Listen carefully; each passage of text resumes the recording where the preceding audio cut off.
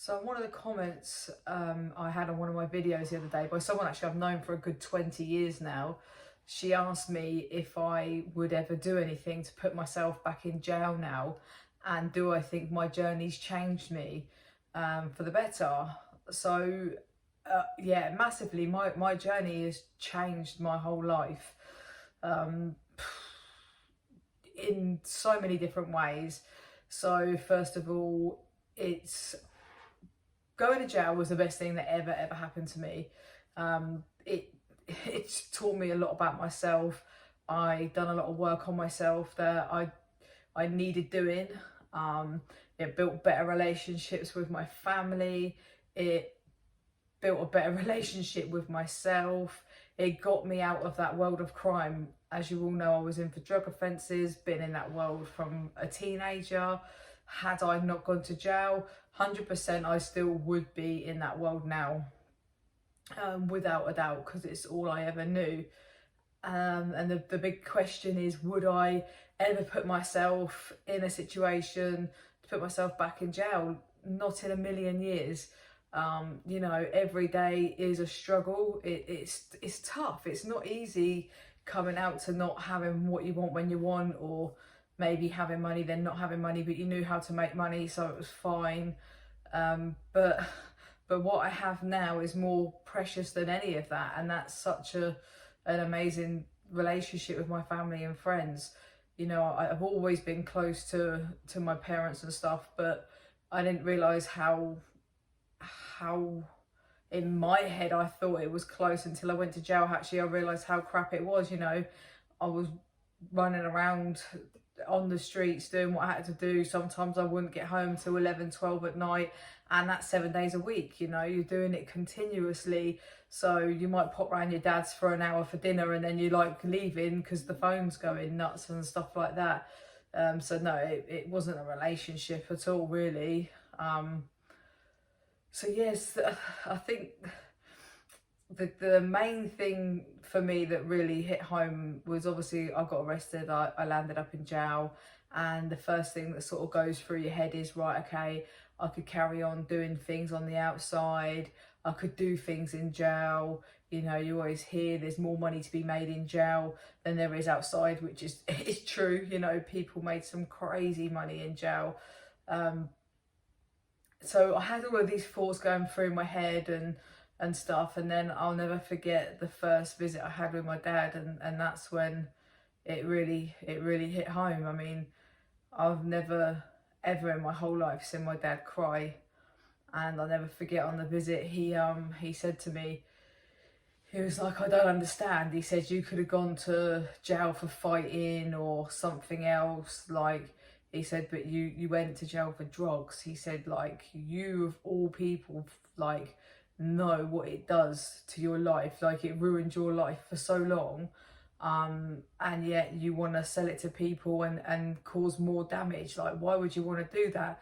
And, you know, he started crying, and it's one of the hardest things I've ever had to see or hear, if I'm honest, like, because, you know, you're watching a strong Italian man, like, be upset, and it's something that you've done. Like, you know, you're supposed to make your parents proud of you and stuff like that, and it's just like, yeah, that hit home hard. And I'll never forget walking away, going back to my room and just feeling a type of way. And then, you know, it was like, you know what, like, this is it. This, if I'm gonna change, it's now or never.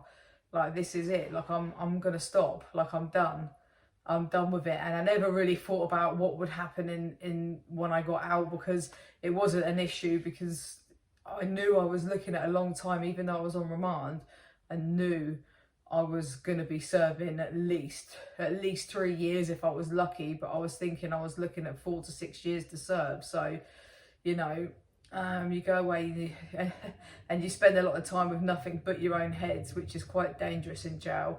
So yeah, so that for me was the key one. That's when it really hit home in jail, and I knew going forward, like, this was when I chose to take the path of behaving. You know, I wanted to do it the right way in jail. I didn't want to mess around. I didn't want to make my sentence hard. And it was funny because time went on, you start hearing people's names, but you don't know who they are, but you know that these people are selling inside. And then I never forget, I'd only been there sort of about, I don't know, maybe 6 weeks, and one of the girls walked past and she's like looking at me. She's come outside, I'm locked in on my wing, but you imagine the bars they've got, you know, and she's like looking through like directly at me, but not anything to do with me. But then all you see is these officers come behind you. You can see her, she's trying to swallow like drugs in the office, like obviously, well, I'm assuming it's drugs, it doesn't take a genius. And the officers are coming and she's walking off, they're trying to grab her and stuff, and it was just like, nah, do you know what, this isn't a bit of me. Like looking over your shoulder and then looking over your shoulder and here, and everyone, like I said, I was new in, I'd heard of these names of selling, so you know, you can't get away with stuff in jail. And it wasn't because I wanted to, but it was like, you know, you're going to go down that path of misbehaving, ended up in segregation, and all that stuff, getting an extra sentence for getting caught. You're going to have a phone, you're going to have to ask somebody to like smuggle stuff in. Yeah, so that's why, like, I can say like 1,000,000% was, you know, it's a massive no for me, because I made that choice from the very beginning that I was done.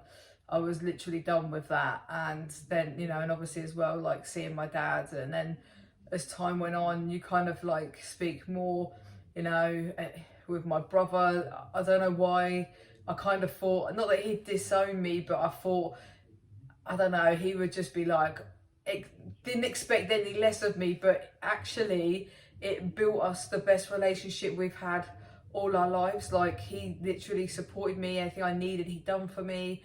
It just brought us closer together. So it was like all of this good come out of something so bad that I would never want to put it at risk now. It just doesn't even appeal to me. I could never imagine living a life now watching over my shoulder. But then, you know, like officers said, like officers could end up in jail. You could be in the wrong place at the wrong time. You could have a fight. You could punch someone once. You could kill them, you know, and you're going to go to jail, whether it's a small or big sentence. So anybody can go to jail. So I can never say never. I can never say I won't go back to jail, but I'll try my damn best not to. And it will never be through a choice that I've purposely made that I will be back in jail. 101%. Like I said, jail's the best thing that ever happened to me. Done work on myself, built more better relationships with my family, and it kind of made me realise that I'd done a lot of jobs supporting people in jail, and it made me realise that that's what I wanted to carry on doing. It was something that I actually found come naturally. Like I enjoyed helping people and making a difference and stuff, and hence that's why I'm doing this channel now, is to make awareness to people that there is support out there. You're not alone, and to put, you know, say to people that like to put away this stigma on prisoners, like not all of us are bad, you know, not all of us, we just make bad choices in life. So yeah, so that's really it. So yeah, this ass won't be going back to jail, that's for sure.